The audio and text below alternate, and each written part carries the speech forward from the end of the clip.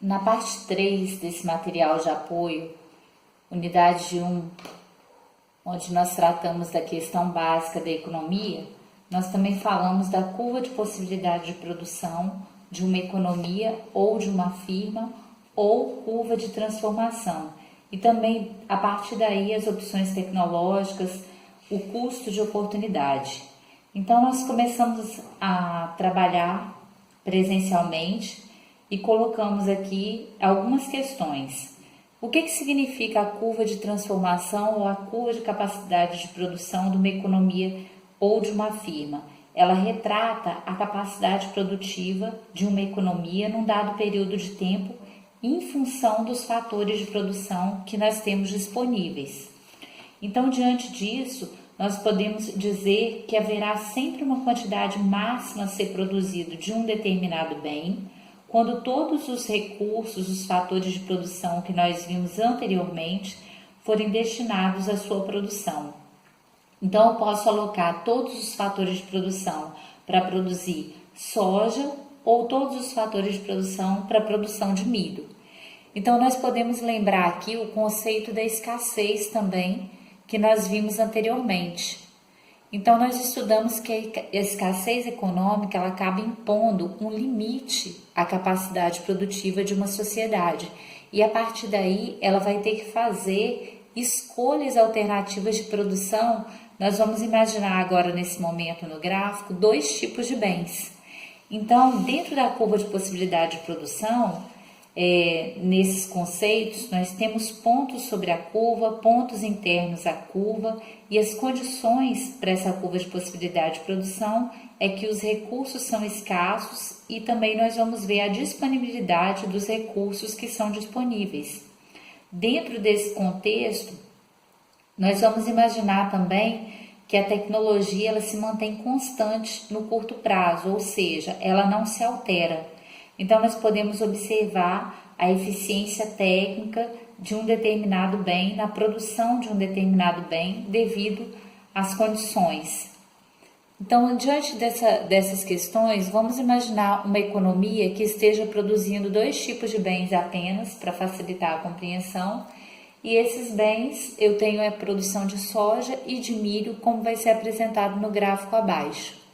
Devido à escassez de recursos, de fatores de produção disponíveis, para aumentar a produção de soja, eu tenho que desistir da produção de milho. Então, eu tenho várias alternativas, várias possibilidades de produção. Daí surge também o conceito de custo de oportunidade, que significa o quê? A transferência de fatores de produção, de recursos produtivos, de soja para a produção de milho e vice-versa. Eu posso estar aumentando ou reduzindo a produção desses bens que foram determinados na minha firma ou na economia como um todo.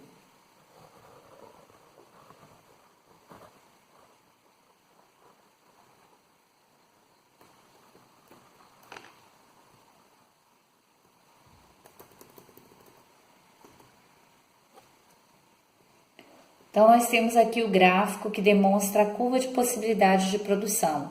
Nós podemos observar que eu tenho várias possibilidades de produção de soja e de milho. Então, o que esses pontos sobre a curva de possibilidades de produção, ele retrata para essa economia ou essa firma? Eu posso observar que existe aí um custo de oportunidade, ou seja, o sacrifício de deixar de produzir parte de um bem para aumentar a produção de outro bem. Então, eu posso dizer também que esse custo de oportunidade, ele é de se esperar que seja crescente. Por quê? Porque eu tenho recursos que são disponíveis, fatores de produção que estão sendo transferidos de outros bens para, por exemplo, na produção de milho, eu quero aumentar a produção de soja. Então, eu estou transferindo fatores de produção de milho para aumentar a produção de soja. E aí ele se torna cada vez menos apto para a nova finalidade. Ou seja, essa transferência ela vai ficando mais onerosa, ela aumenta o grau de sacrifício. Por quê? Embora os fatores de produção eles são flexíveis, são versáteis, mas a crescente especialização ela dificulta essa adaptação de máquinas de forma eficiente para os diferentes propósitos no curto prazo. Então, os custos acabam sendo crescentes porque transfere recursos adequados e eficientes que estão produzindo um determinado produto que está nessa atividade de produção, onde eles se tornam ineficientes e inadequados. Então, se eu observar nessas unidades de produção que estão representadas sobre a curva de possibilidade de produção,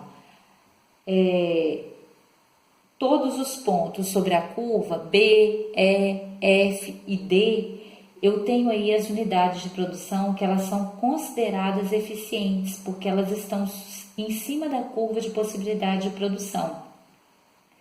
Se eu observar os pontos internos da curva de produção para a produção de soja e milho, o ponto A e o ponto C, ele é considerado ineficiente. Por quê? Porque eles estão abaixo da curva de possibilidade de produção. Então, essa curva de possibilidade de produção, ela indica diferentes combinações de produção de soja e de milho. Já o ponto A, o ponto C ou qualquer ponto de produção que esteja interno à curva, nós podemos dizer que a economia ou que essa empresa ela está operando com capacidade ociosa, ou seja, com desemprego dos seus fatores de produção. Ou seja, os fatores de produção eles estão sendo subutilizados. Então, vamos imaginar uma empresa, uma indústria que ela produz chapas de aço e bobinas de aço. Todos os pontos que ela esteja produzindo em toneladas de chapas de aço ou de bobinas de aço que estão sobre a curva de possibilidade de produção, com os fatores de produção que ela tem disponível, são pontos eficientes. Então, vamos imaginar que a economia esteja aquecida e que ela esteja produzindo com 100% da sua capacidade produtiva. Se ocorrer uma crise, uma recessão, um declínio da atividade produtiva e a demanda por bobinas e chapa de aço diminuir, essa empresa ela tem 100% dos seus recursos que são disponíveis, ela acaba não utilizando.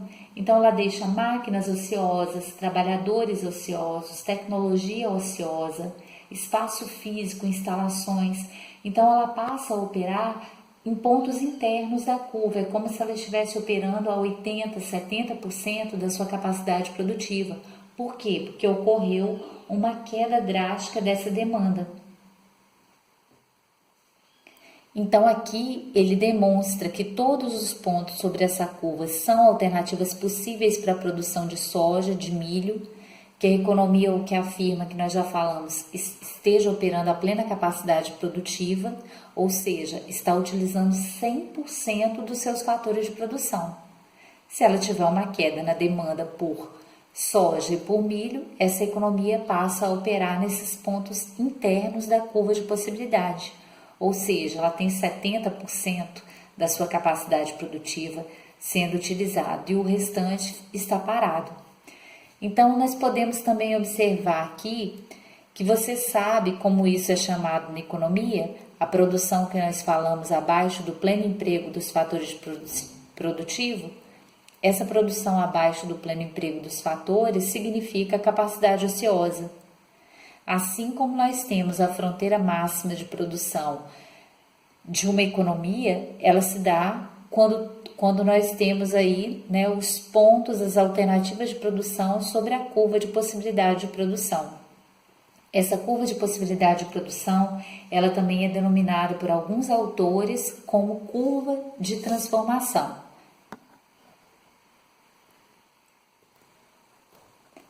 Então, vamos observar.